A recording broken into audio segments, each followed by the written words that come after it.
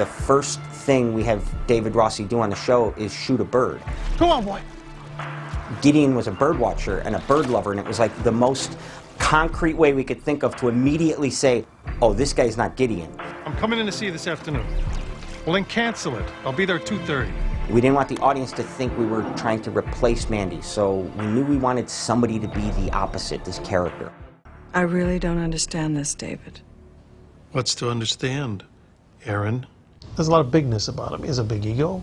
I'm not looking for anyone's permission here. He is one of the movers and shakers of this unit in the first place. One of the few who is responsible for putting this very unit together. He was there from day one. He's left the FBI and become extremely successful.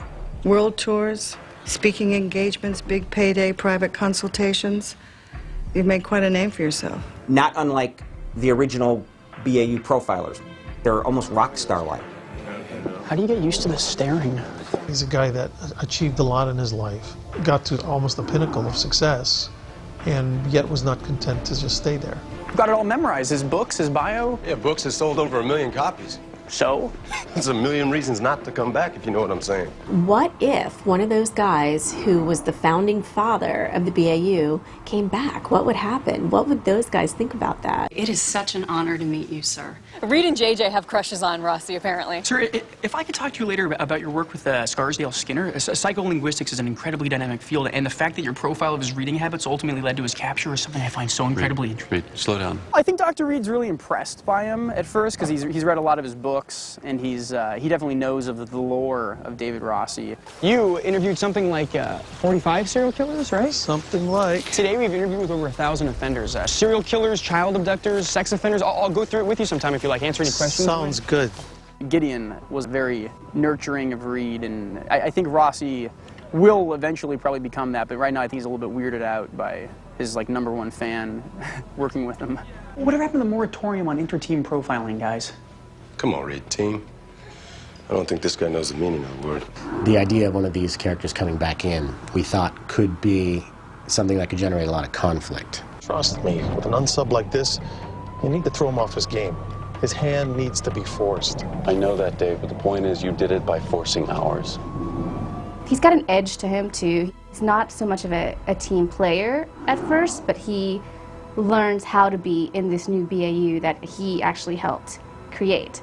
I just figured the guy's walls would be covered with plaques and commendations. Maybe he doesn't want to be reminded of past victories. When you're doing one-shot deals, you do your research and you rely on those things that are unique to that character for that moment, for that project. It's Renaissance art. If that's original. Is it? No, it's kind of hard to tell. It means he's into the classics. If you get into a serious situation where it's conceivable you may be doing this for hours and hours and days and weeks and months and possibly many years, you want to be able to have a good handle on as much of aspects of that character as you can. Italian, strict Catholic upbringing, probably believes in redemption. Well, I believe in a lot of things. It was intentional to make the character an Italian-American, which I am, and then to draw on aspects of that. Catholic, yes. Italian-American, 52 years. Strict upbringing, not so much.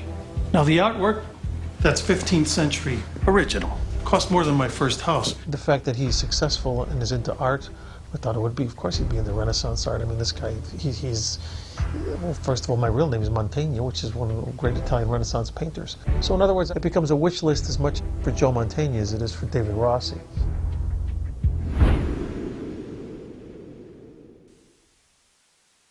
I saw Joe Mantegna on Broadway about 25 years ago.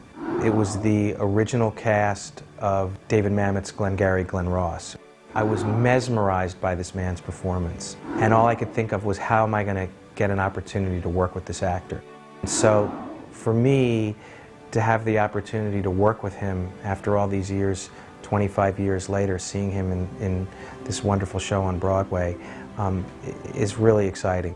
How much do we love Joe Mantegna? We love Joe Mantegna. He is absolutely, from day one, he was so warm, so welcoming, so grateful to be here. I don't think there's a person on this planet that has a bad thing to say about Joe Mantegna. This is Agent Dave Rossi. We met yesterday. It actually sounds like he's gotten thugs to menace all of us into saying what a great guy he is. The guy is just funny and nice and hardworking and obviously talented and a great actor. Every day, all day. No problems. Almost like too nice. That's Joe's problem. He's too nice.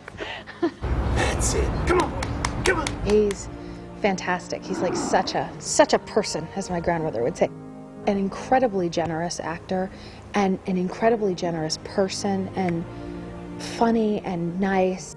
He is the most mellow guy. No ego, no attitude. He's here to work.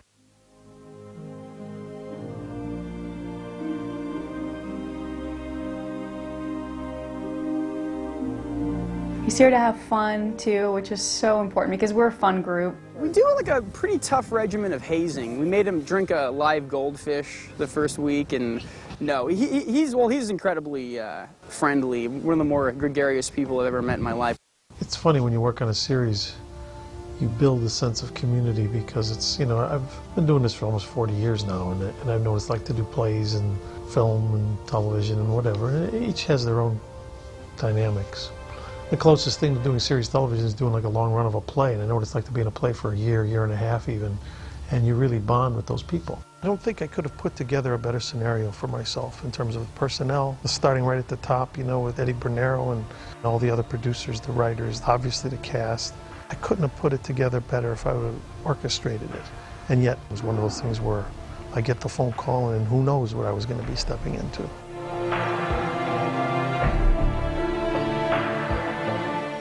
As the line goes from the movie, somebody up there likes me, you know, seems like that. I'm looking forward to next year and beyond.